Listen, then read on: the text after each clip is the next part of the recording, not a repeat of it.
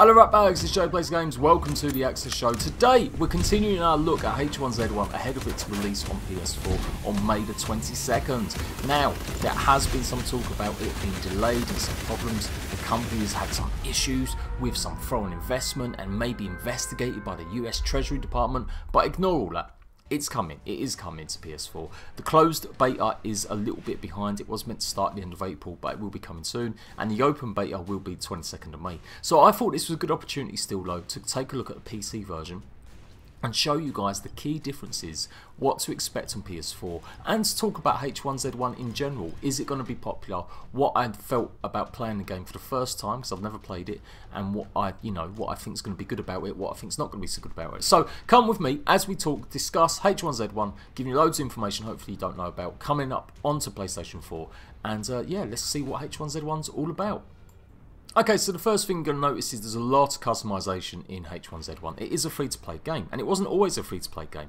So lots of customization means lots of loot crates. I know it's a bad, dirty word at the moment, with many games turning away from loot crates now because they've just been deemed almost unlawful in Belgium, and that could set a precedent for lots of companies to have to get rid of them.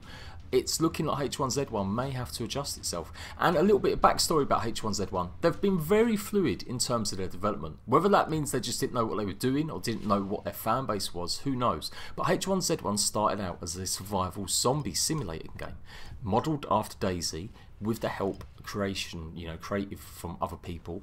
And then it went off on its own way and it started adding the Battle Royale mode to it, and it was going to be this Battle Royale game with the zombie survival aspect as well. Of course they split it up and they decided to call the H1Z1, which is currently known as now, it was going to be called King of the Hill, and then the other modes, the surviving against the zombies, was just survive. Well, they've changed that again now. They've changed the names of it anyway. So H1Z1 is Battle Royale and the zombie mode is just survive. No news about just survive, so I will keep digging around if there's any information about that coming to console, Xbox, PS4, you name it, whatever.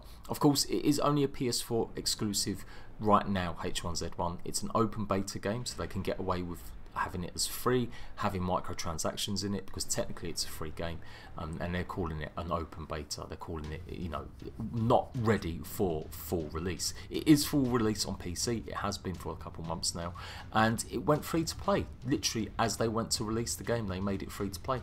They charged quite a bit of money. It was quite expensive. The hype around it was pretty decent, and I guess maybe they've learned with the player numbers dwindling. Other companies, other games companies making big games like PUBG and all the rest of it. What are you going to play H1Z1 for when other companies might be doing it better and your favourite streamers and your tubers are not playing the game anymore? And that's something that happens to H1Z1. It's incredibly popular still. People that rag on it saying it's not popular. It is popular. It doesn't have the player base that it used to, of course it doesn't, but the game's been around about 4 years now, so it's been around a long time. Any game to sustain a player base that long really needed to be special, and I think the first things I noticed about H1Z1 is it feels a little bit basic. It feels like it is the first game of its kind. It ran really well, so I will be talking about that more in detail, but I did want to talk about its popularity. Streamers, tubers have kind of abandoned ship with H1Z1. Of course, with PUBG having more advanced mechanics in it maybe, and Fortnite being a little bit more, fun and easy to get into, H1Z1 did lose its appeal. I think if it brought itself out on console a lot sooner, it could be the big mega behemoth that is PUBG or Fortnite right now, but it left it a little bit too late. They obviously need to get extra cash flow into them, so having loot crates around is going to be an aspect of that. Whether or not you like loot crates or not, it offers lots of customization, and lots of people seem to be okay with spending money on customization. So, I'm not a big fan of loot crates, but you do get drops in them. There is a lot to customize, and let's talk about the game now instead of just the backstory. As you can see from the background, all different types of skins, all different types of helmets, hats and stuff like that, what you're going to wear. You can earn some of this stuff. It's not all just through buying stuff. You can earn a lot of this stuff in game via completing challenges or getting coins and stuff, but the majority of it is through loot crate earnings. Now there will be loot crates on PS4, whether or not it's going to be a case of spending gold, like you buy real money to get gold and then you can use that gold coins to go and buy, or gold skulls I think they're called, to buy loot crates. I'm not too sure. On the splash page for the PSN on the PS4, it does come with a price you can pay, $30, 30 £8, whatever it is, and you get skins, you get exclusive stuff, and you get free crates, or whatever it was, the chaos crates. So I presume that's the way it's going to be. No wording on the price yet. As soon as I find out, I'll do another video updating you guys exactly what's going on with the pricing of the loot crates. But yeah, it offers deep customization. That's a really good plus point. I think very, it's had years of being around, it's seen what people like, and it is very arcadey and it's very colourful, and I think a lot of people like that aspect of it. And so having lots of colourful customization, a bit wacky customization as well, I think a lot of people will enjoy that, particularly on console. I think that's going to sell a lot better than it did on any other type. You can see in the background we've got some of the crates on show. Now these are called Mayhem crates, and then you've got Zodiac crates. They're the same stuff, but you just get different pools of stuff and items in them. So at the moment I think they've only got Chaos crates, they're calling them, on the PlayStation, if I'm correctly. Maybe it's Mayhem, maybe it's Chaos, I can't remember. I think it's Chaos. And you can see here, these are different items that you may earn inside one of them crates, guaranteed to get one of them items. But yeah, going back to the company being fluid and changing what they're doing and how the game is marketed and what the game really is, they may need to adjust for the loot crate problem. With people, games developers not necessarily wanting to get a bad rep for loot crates, H1Z1 may need to adjust itself and sell DLC packs which guarantee you a select version of items rather than these random stuff, because the backlash against loot crates is forming. It's got big and it's getting bigger, and if things keep carrying on, hopefully, because I'm a big advocate of it, hopefully we will see the end of loot crates, because they are gambling, they are a form of gambling. So maybe H1Z will come to that. I mean, that's something they've got to think about in the future. Obviously right now they just want to get their game on the PlayStation 4, which is been a little bit problematic, but I reckon they're going to get there soon. So when I was talking about earning skins as well, the important thing is that you can get scraps, and you can get items and you can scrap items, and they'll give you tickets, and then these will allow you to purchase more items for free. So there is stuff you can buy for free. It's absolutely not just DLC or loot crates. There is stuff you can earn in-game which you can spend for customizationable items, which I like. I like the fact that it's there. It really is a way to do it. Much better than Fortnite. Fortnite, you only get a few items, really bare bones, and that's only recently in the last few months with the later battle passes offering certain items for certain challenges. So I like the fact that there is options for you to earn items in game. So there are a few game modes. You've got solos, duos and fives, so obviously one more than the fours. Auto Royale mode, I'm not too sure if that's going to make it actually. I've not seen anything to suggest, as it's pretty new for PC, that will make it to the PS4 version. So I'll update you on that, but we have got the typical solo, duos and squad based gameplay. Now I played some solos, and immediately when I landed I thought some parts of the map and the thing looked great, but it still just felt a little bit empty. There was things littered around, there was cars, there was crates, there was debris, but it still just felt just a little bit bare bones. Now the starting area is pretty interesting. You can run around, say hello to people, blah blah blah blah, go and troll people as much as you want for 2 minutes while the match starts. You get a chance to try some of the vehicles. There's a little vehicle range where you can go around, but no weapons, no guns or anything like that. Interestingly, you choose your starting point on the map, and that was one of the biggest differences that I didn't like.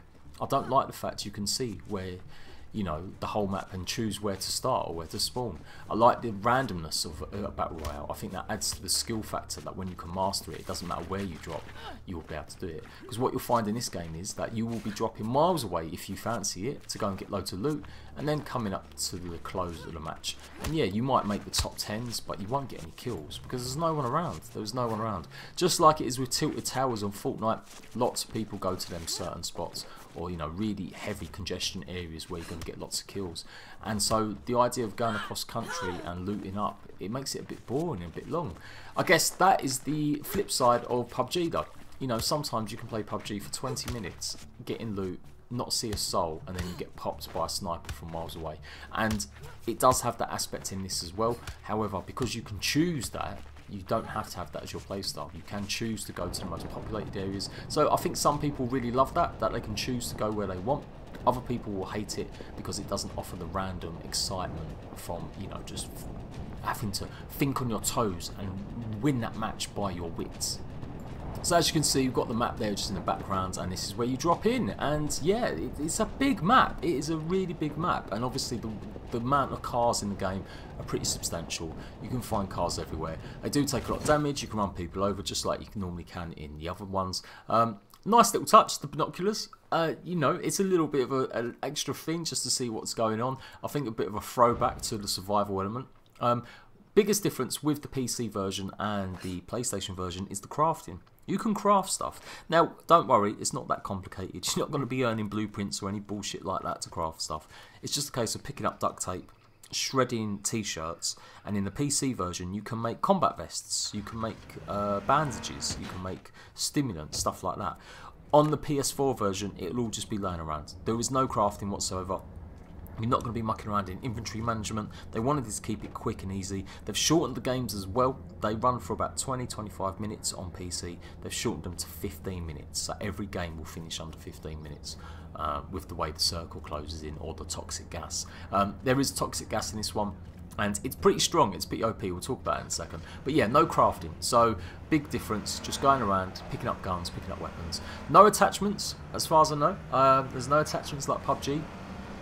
And I think that is definitely a sign of PUBG's, you know, real want to be more realistic. Whereas this is definitely more arcadey. It is, you know, the way you flip your car around and run around and the shooting mechanics of it. There's no real first-person shooting either. Like when you aim down your sights, it's always third person. Like you can only zoom in a little bit longer.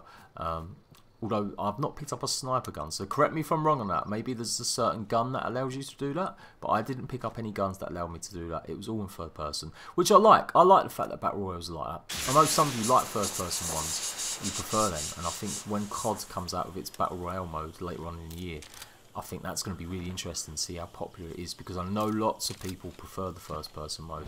But for me personally, I quite like the third person. I think it adds something to the game to make it a bit more different, a bit more unique. But yeah, you can see me picking up different guns. There's plenty of lying around. Good choice in loot in terms of what you find. And if you ever get stuck, then on the PC you can craft stuff. There is going to be more loot available on the PS4 version. The normal sort of stuff you would expect. The PS4 version is going to launch with 8 more guns though. I don't know if they're going to be adding them to the PC, but they seem to be making a big deal about the fact that PlayStation 4 is going to have 8 more different types of guns available. So that'll be interesting, that'll be pretty cool. I presume they're going to be more like sniper guns, different variations of pistols, you know, SMGs, maybe a few shotgun types. And yeah, if they add more choice to it, it's going to make the game more interesting and more fun, definitely. So good thing PlayStation 4 is getting some exclusiveness, short matches, more choice in weapons, and, you know, not having to craft or waste time in inventory. Now the drive-in was pretty bog standard, what you expect. You zip around at quite a pace really, actually, and as you can see from the performance, it's pretty decent. I've got a pretty decent rig. I've got a 16 core Threadripper and a 1080 Ti, so I would expect it to be pretty decent. But there was no frame rate drops, there was nothing like that. It seemed fluid. I like the character animations, I like the way that everything just moved around. It just, yeah, it was good. Some of it is a bit basic, again, but it looks good, it feels good. The detail, I guess it was the mesh detail, and you can see here, like going across the fields, they're just so empty. It just feels really big and wide and empty.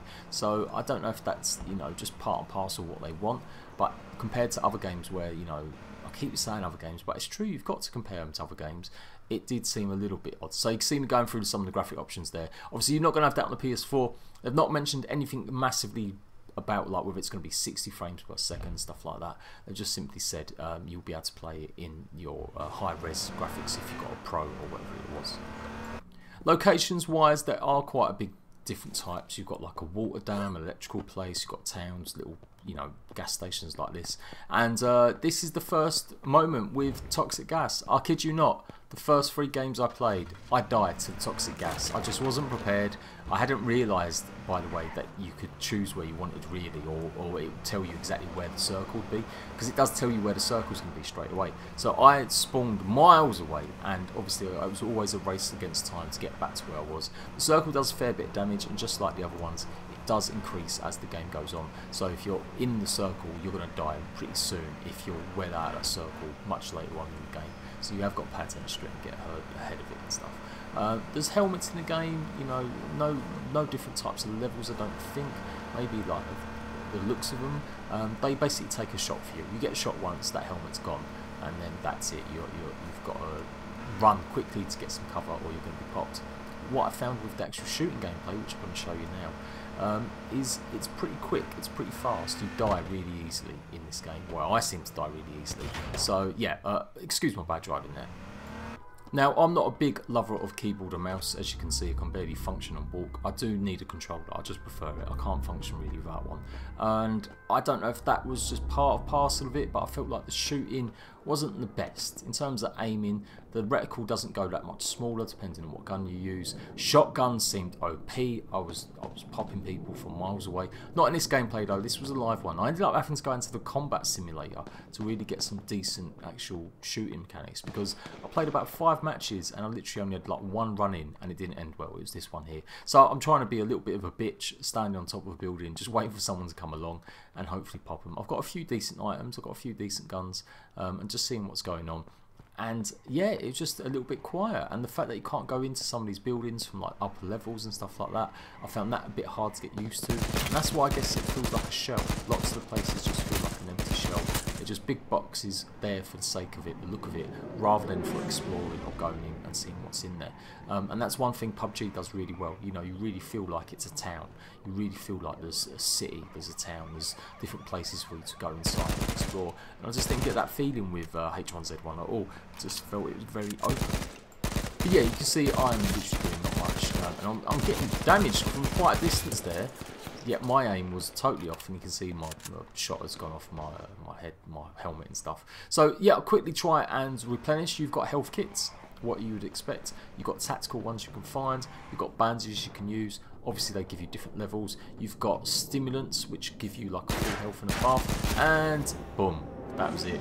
I was out of there. So yeah, obviously not very good at the game. So I thought I'd better hop into the combat simulation mode, the training mode, and yeah, it was pretty good. It was at least give me a chance to fire off some bullets, actually shoot at people and see what it'd be like. Like I said, the shotgun is OP. From you can down person in 1 shot, kill them, and that's it. By the way, I say down, there is no down. You kill people, that's it. There's no revive as far as I know. I don't know if there's any revives in squad mode. Maybe it's because it was just obviously solo, so there's no point in me being down. But yeah, you got shot and that was it. It was game over, my friend. Yeah, the shotguns were OP. The AK that I used, because you started off with 3 different types of guns, the AK-47 was massively, like, really hard to control. Trying to shoot it and aim it at people I found really difficult. It was just wildly shooting everywhere. And then the first gun was pretty alright. That's the one I could hear shots popping off the most. People seem to be using that one the most. And yeah, you can see that 1 shot takes away about a quarter of my health there. Another shot, that's 50%, and then boom, I'm out of there, done. But yeah, it doesn't feel like there's much, like, I don't know, it just doesn't feel like I'm really shooting at people with any finesse or real skill. You know, the area of field that you're hitting, for me when I was shooting people, wasn't doing much damage, but other people seem to be hitting me straight away. Or maybe they're using aimbots, so I'm going to blame it on aimbots straight away. Yeah, I can tell everyone they're cheating. But yeah, you can see it from the distances and stuff like that. The fact there's no zoom mode, or maybe I was just pressing the wrong key, maybe I'm just being an absolute dunce, but I don't think there is.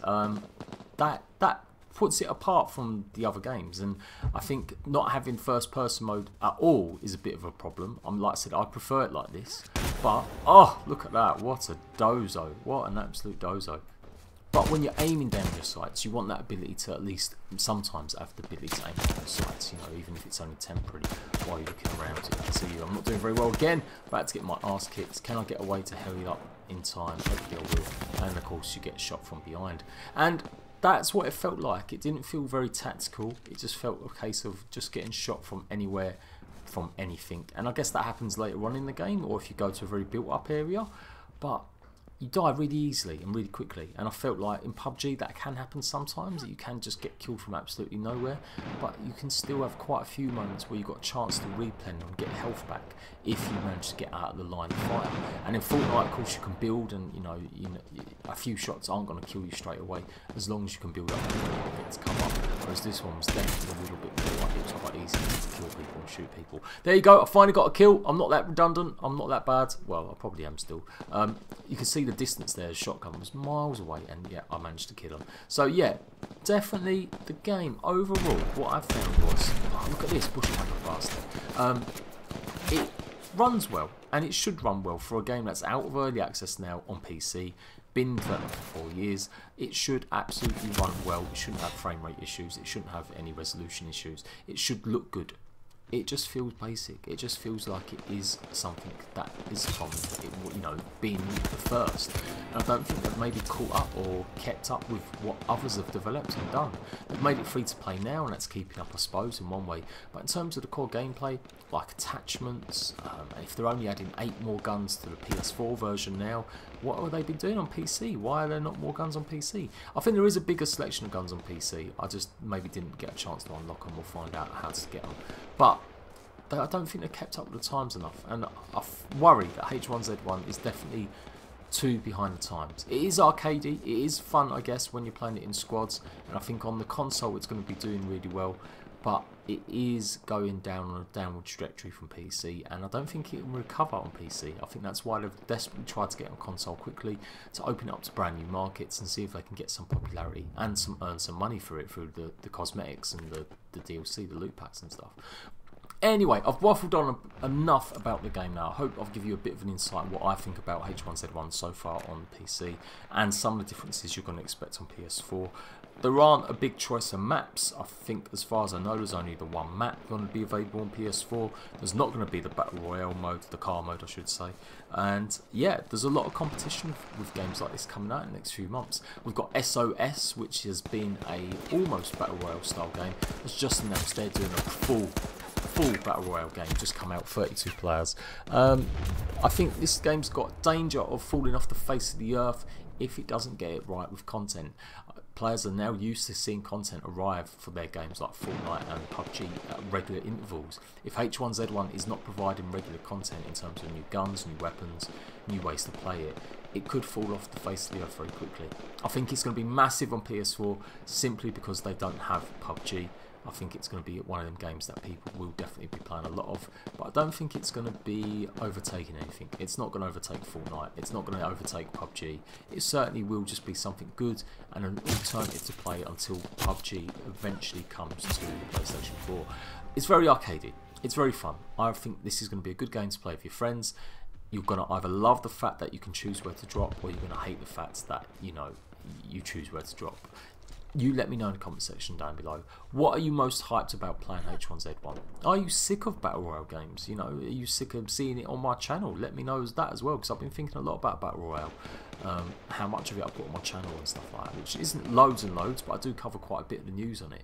What would you like to see more in terms of Battle Royale gameplay? Would you like to see more videos, montages, kills, live streams? You let me know as well. And I'm Jade Plays Games. This has been the Access Show, bit of a different one, just talking at length about what I felt with H1Z1. I'll see you ratbags for another video, and I'll be giving you all the information, of course, about H1Z1 coming to PlayStation 4 and any additional information about it ever coming to Xbox One as well. Until then, ratbags, I will see you lot later.